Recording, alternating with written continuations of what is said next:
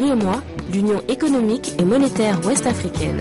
L'UEMOA, 8 pays, un destin commun, un espace économique harmonisé, ouvert et concurrentiel. L'UEMOA, votre guide au cœur de l'Afrique, des grands événements et des grandes mutations sur Africable.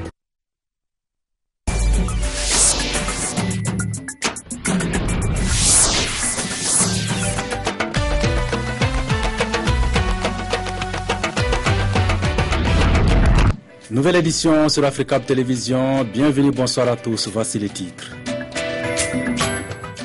La CEAC au chevet de la Centrafrique, le sommet d'Njamena d'hier était censé sortir le pays de l'impasse. Mais sur place à Bangui, les divisions subsistent toujours. On fait le point dès le début de ce journal. Fin des campagnes pour les élections municipales et régionales en Côte d'Ivoire. Les candidats veulent séduire les électeurs. Mais les Ivoiriens ont encore en mémoire la crise post-électorale de 2010. Nicolas Sarkozy sera-t-il rattrapé par la justice? Les juges français ont ouvert une enquête pour faire la lumière sur le financement de sa campagne de 2007 par la Libye de Muammar Kadhafi qu'il a combattu. À l'origine de l'affaire, un homme d'affaires franco-libanais, Ziad Takieddine. Voilà pour le sommaire. Nous vous parlions hier du sommet extraordinaire des chefs d'État et de gouvernement de la communauté économique des États de l'Afrique centrale, la CEAC, sur la crise centrafricaine qui s'est tenue à N'Djamena au Tchad sans évoquer les recommandations du sommet. Alors retenez que les résolutions adoptées à N'Djamena visent à sortir le pays de l'impasse, mais la République centrafricaine bégaye encore. Ismaël Obianzi. Bangui vivait encore ces dernières semaines sous le règne de l'état de nature, c'est-à-dire la guerre de chacun contre chacun. Pour conjurer le sort d'un pays en passe de se désintégrer dangereusement, les chefs d'État de la communauté économique d'Afrique centrale ont, à l'issue du sommet de N'Djamena, imposé une feuille de route pour la transition en République centrafricaine. Parmi les résolutions adoptées, la formation d'un gouvernement de transition dit inclusif. Pour plusieurs observateurs avertis de la scène politique en Afrique, comme l'universitaire gabonais Jonathan Tutumgom, cette option choisie constitue le moindre mal dans le cas centrafricain. On ne peut pas dire tout de suite qu'un gouvernement inclusif ferait ramener la paix en Centrafrique, mais en même temps, on cherche à faire en sorte que toutes les parties prennent part à ce gouvernement afin que personne ne se sente exclu. Jacob Zuma, qui espérait sauver son ami Bozizé du piège de la rébellion, était curieusement de ce rendez-vous de N'Djamena alors que la déroute de l'armée sud-africaine dans le bourbier centrafricain fait encore débat au pays de l'arc-en-ciel. De l'avis de Jonathan Tutumgom, la présence du chef d'État sud-africain se justifiait au sommet de la CEAC. Il vous souviendra que les forces sud-africaines étaient prépositionnées à côté des forces de la FOMAC, c'est-à-dire des forces militaires d'Afrique centrale, notamment de la CEAC en Centrafrique. L'armée sud-africaine qui a même perdu au moins 13 militaires lorsque la force de la Sénéca est entrée dans Bangui. Bien, le gouvernement sud-africain a fait partie du problème.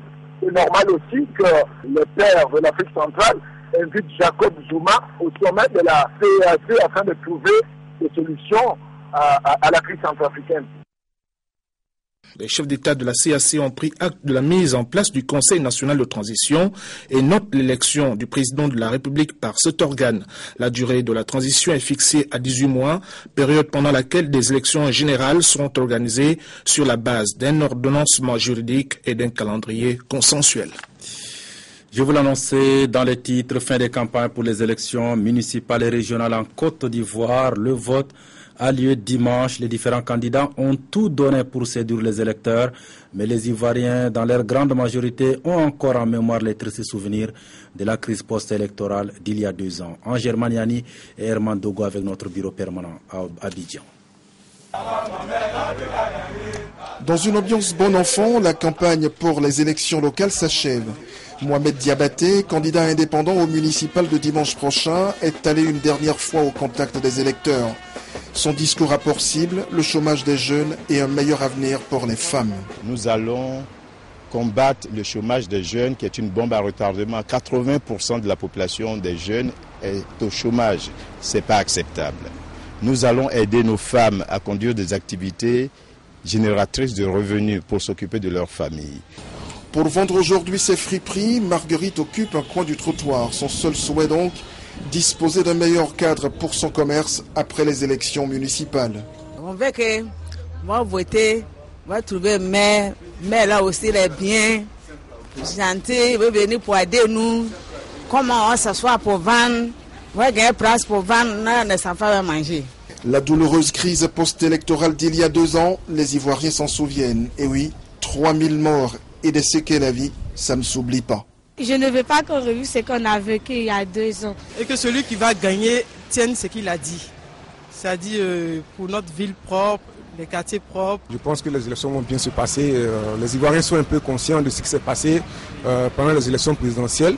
Mais on n'est jamais assez prudent. Cette mi-journée au quartier général de l'opération des Nations Unies en Côte d'Ivoire, c'est le représentant spécial de Ban Ki-moon qui s'est empressé de lancer aux Ivoiriens un message de paix. Nous attendons que vous engagiez sans réserve pour garantir des élections transparentes, libres et régulières et qui se déroulent dans le calme, sans intimidation et sans violence.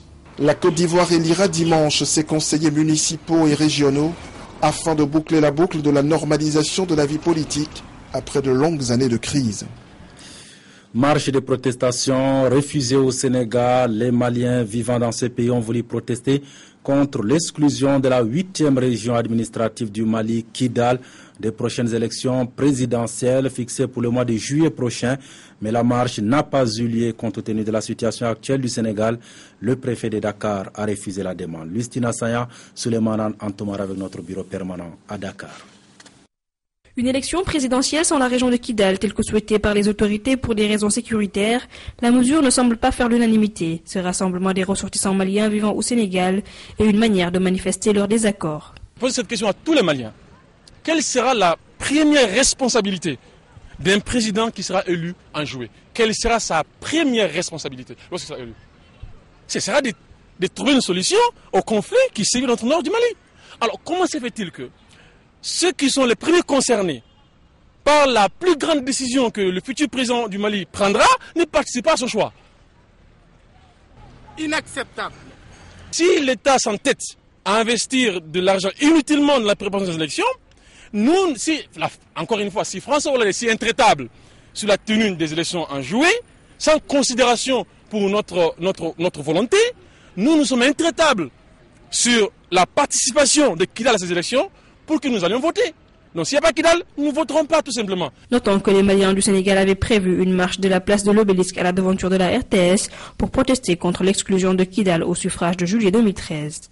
Chose qui leur avait été refusée, estime-t-il, à la dernière minute par le préfet de Dakar, compte tenu de la sensibilité du contexte social actuel dans notre pays. À présent, nous vous proposons la visite de 2 hautes personnalités maliennes et ivoiriennes dans les locaux d'Africable Télévision et de Maïcha TV, invités dans le cadre de l'émission À votre avis, M. Mamadou Koulibaly, ancien président de l'Assemblée nationale de Côte d'Ivoire, et M. Sidi Soso Diarra, ancien vérificateur général du Mali, après avoir longuement débattu du rôle des assemblées nationales en Afrique et des biens mal acquis. Ils ont donc visité Africable Télévision et Maïcha TV. Le compte rendu de cette visite avec Mahmoud Kabadiakité et Cheikh Tidiane Koulibaly. Cette présence du professeur Mamadou Koulibaly au Mali rentre dans le cadre de l'émission À votre avis, diffusée tous les vendredis soirs sur Africable Télévision. Après 52 minutes de débat auquel a également pris part Sidi Soso Diarra, les 2 personnalités ont eu droit à une visite guidée des 2 chaînes du groupe Africable. En compagnie du président directeur général Ismaël Sidibé, ils se sont réjouis des progrès réalisés par le groupe au bout de quelques années et surtout par la modernité des outils de travail. Très favorablement surpris d'abord par la modernité de votre installation et surtout aussi par l'efficacité, parce que quand on voit tout le travail que vous faites et qu'on voit les effectifs qui sont utilisés pour ça, franchement, on doit vous féliciter. De voir qu'à Bamako, il y a cette chaîne de télévision, ce groupe privé, qui fait mieux que plusieurs télévisions nationales, sans utiliser l'argent public, qui a des jeunes techniciens, du matériel de pointe et puis la qualité. Concernant la 2e chaîne du groupe, à savoir Maïcha TV, une chaîne dédiée aux femmes, le professeur Koulibaly salue l'initiative et estime qu'elle contribuera à l'épanouissement de la femme africaine. Je pense que les Africains en ont besoin. pas seulement pour que les femmes restent au foyer pour faire la cuisine, mais que les femmes responsables, les femmes cadres, les femmes ingénieurs, les femmes éduquées puissent profiter de ce type d'instrument qui n'appartient pas à un État, qui peut donc faire ce qu'il a envie de faire pour passer des conseils, des messages à leurs sœurs qui sont moins éduquées ou même à leurs sœurs qui sont éduquées. Rappelons que le professeur Mamadou Coulibaly est ancien président de l'Assemblée nationale de la Côte d'Ivoire et président fondateur du parti Leader. Quant à Sidi Soso Diarra, il est ancien vérificateur général du Mali. C'est donc la joie et le soulagement en France après la libération de la famille Fournier. Les 7 ex-otages ont retrouvé la liberté après 2 mois de captivité au Nigeria. Ils sont attendus ce samedi matin à Paris. Tout le monde va bien. Les enfants vont bien. Merci. Merci beaucoup. Merci beaucoup. C'est un immense soulagement pour la famille Moulin-Fournier et ses proches. Je suis contente.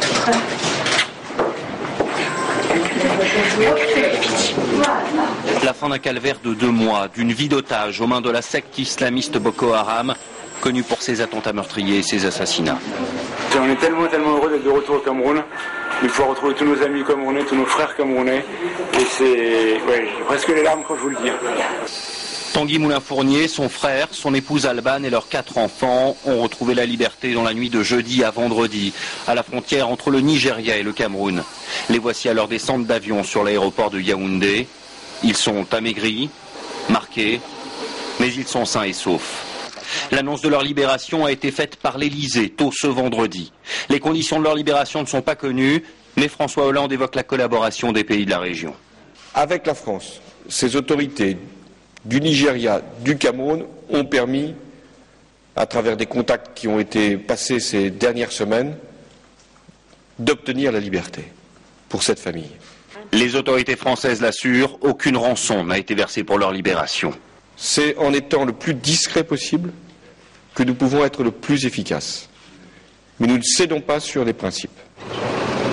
Tanguy Moulin-Fournier, son épouse Alban et leurs 4 enfants vivent au Cameroun depuis 2011. En février dernier, ce cadre d'EDF invite son frère pour une excursion en 4x4 dans un parc naturel au nord du pays. C'est dans cette zone proche du Nigeria que la famille est enlevée. Quelques jours plus tard, une vidéo diffusée sur Internet confirme les craintes des autorités. La famille est aux mains du groupe islamiste Boko Haram qui fait régner la terreur dans la région. Les preneurs d'otages demandent la libération de prisonniers comme monnaie d'échange. Alors que le groupe diffuse d'autres vidéos des otages, les autorités françaises travaillent étroitement avec le Cameroun et le Nigeria. Ce vendredi, le ministre français des Affaires étrangères, Laurent Fabius, se rend à nouveau à Yaoundé, cette fois pour rencontrer la famille, en ce moment à l'ambassade de France. Après des examens médicaux, Tanguy, Alban, Cyril et les 4 enfants rentreront ce samedi à Paris. Nicolas Sarkozy, dans le collimateur de la justice, les juges français ont ouvert une enquête pour faire la lumière sur le financement de sa campagne de 2007 par la Libye de Muammar Kadhafi. On va y revenir bien sûr, mais avant, voyons ce qui fait le reste de l'actualité en bref et en images avec Aminata Mariko. Burundi, le Sénat a adopté ce vendredi le projet de loi sur la presse voté par l'Assemblée nationale le 3 avril. Un texte décrit par les professionnels des médias burundais et plusieurs organisations internationales. Ces journalistes avaient demandé aux sénateurs burundais de ne pas adopter cette loi qui vient restreindre la protection des sources et prévoit qu'un organisme nommé par l'exécutif distribue ou retire les cartes de presse ou impose de fortes amendes en cas de délit de presse. En Côte d'Ivoire, une cérémonie de destruction d'armes légères s'est déroulée ce jeudi dans la commune de Yopougon. Un bûcher d'une partie des 2000 armes déposées de manière volontaire par des ex-combattants depuis 1 an a été dressé. C'est un travail de fourmi que doit effectuer la Commission nationale de lutte contre les armes légères et de petit calibre. Corée du Nord, 200 Sud-Coréens refusent de quitter le complexe industriel de Kaesong, une zone industrielle située en territoire nord-coréen et gérée par des entreprises du Sud. Dans le contexte des tensions très élevées sur la péninsule coréenne depuis plusieurs semaines, le régime de Pyongyang a décidé de bloquer les activités du complexe, le dernier vestige de la coopération entre les deux Corées. Italie, le Parti démocrate a désigné à l'unanimité Romano Prodi comme candidat à la présidence de la République. L'ancien président du Conseil, qui dispose d'un large soutien au sein de son parti, est l'un des plus fervents adversaires de Silvio Berlusconi. Si aucun candidat n'obtient la majorité des 2/3 après 3 votes, l'élection se jouera à la majorité simple à partir du 4e tour de scrutin. En 2006, 4 votes avaient été nécessaires avant que Giorgio Napolitano soit désigné à la présidence de la République.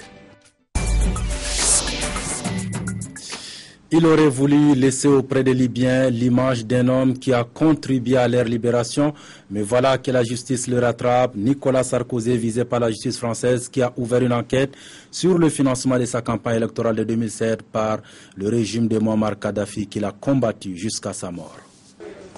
C'est l'image que Nicolas Sarkozy, ancien président de la République française, voudrait laisser, celle de l'ami et de l'allié des nouvelles autorités libyennes qu'il a contribué à amener au pouvoir. En 2011, sous son mandat, l'armée française, aux côtés des Britanniques, est intervenue pour soutenir les rebelles et chasser du pouvoir le dirigeant Muammar Kadhafi.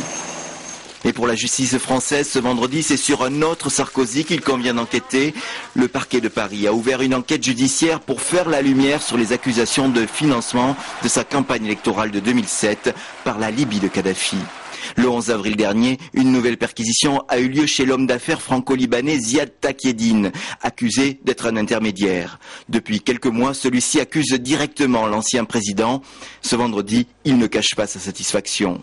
Moi, je me félicite que la justice et que le parquet ait pu finalement réagir à ma déposition chez le juge Van Limbeck et le juge Leloir. Ces accusations planent sur Nicolas Sarkozy depuis plusieurs mois. En 2012, entre les 2 tours de la présidentielle, le journal en ligne Mediapart avait publié un document reprenant cette accusation. Le candidat président a répliqué par une plainte pour faux et publication de fausses nouvelles. C'est une infamie, madame. C'est une infamie quand je pense qu'il y a des journalistes qui osent donner du crédit au fils Kadhafi, au service secret de M. Kadhafi. Là, c'est une lettre officielle. Non, vous le mettez, madame, vous croyez 50 millions d'euros, pourquoi pas 100 pour une campagne qui en vaut 20? L'ancien candidat ou ses proches n'ont pas encore réagi à ce nouveau développement judiciaire. Dans une toute autre affaire, il vient d'être mis en examen pour abus de faiblesse à l'encontre de la milliardaire Liliane Bettencourt. Et son nom est cité dans 3 autres enquêtes menées par différents juges français.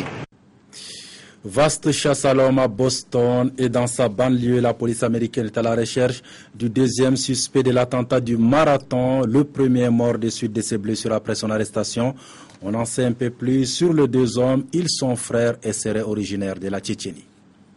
Il y a quelques heures, policiers et officiers du SWAT ont convergé dans cette rue de Watertown. Une maison a été bouclée et 4 personnes évacuées. Depuis, les autorités ont demandé aux journalistes de quitter les lieux pour ne pas compromettre l'opération.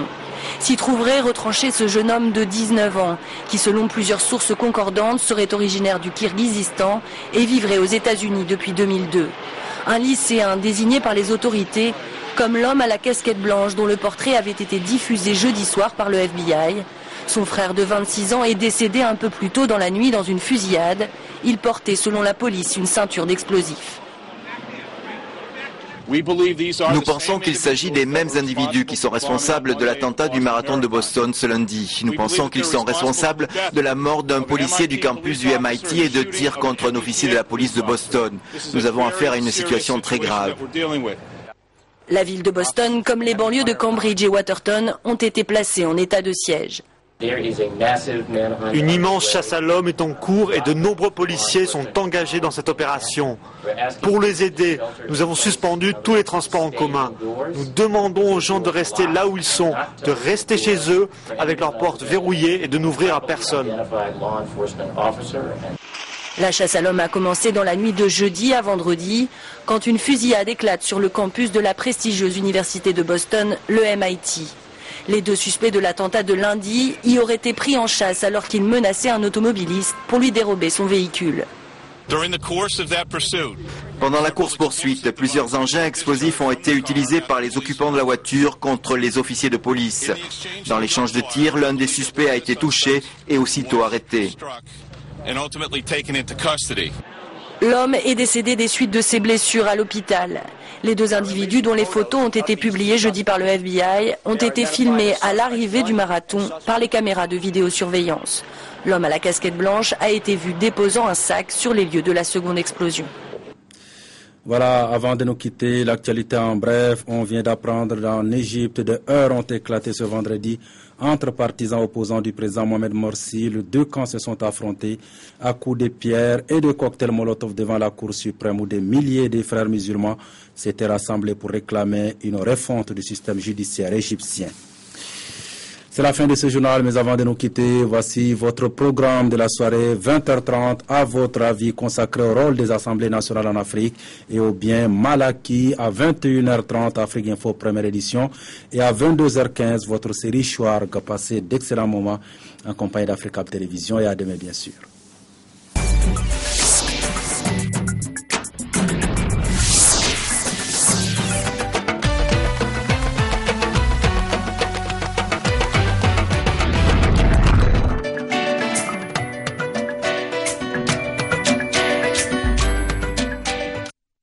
L'UEMOA, l'Union économique et monétaire ouest-africaine.